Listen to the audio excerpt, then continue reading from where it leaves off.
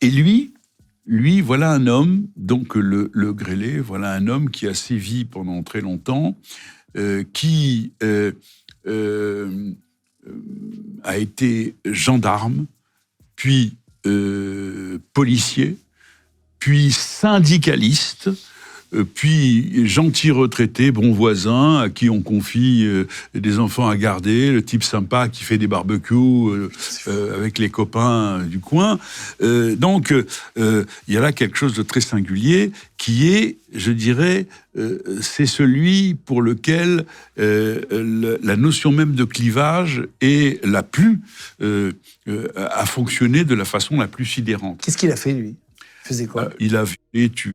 C'est un tueur, violent. C'est un violeur et un tueur de petites filles, de jeunes filles. Il a commis des actes absolument atroces. Et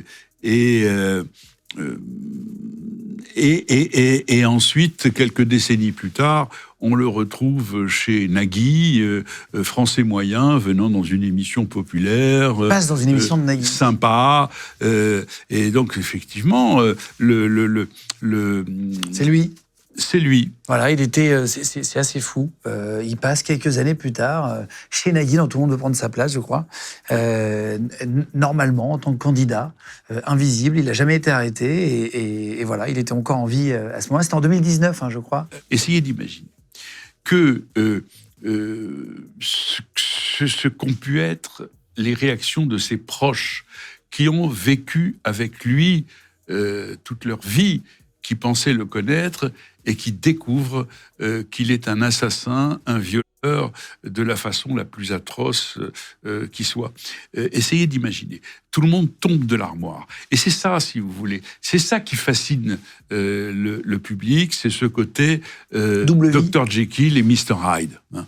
Il avait des enfants, il était marié, il avait une vie, vous dites Alors, il avait effectivement une vie sociale, une vie conjugale, une vie de père. Et personne n'avait remarqué quelque chose.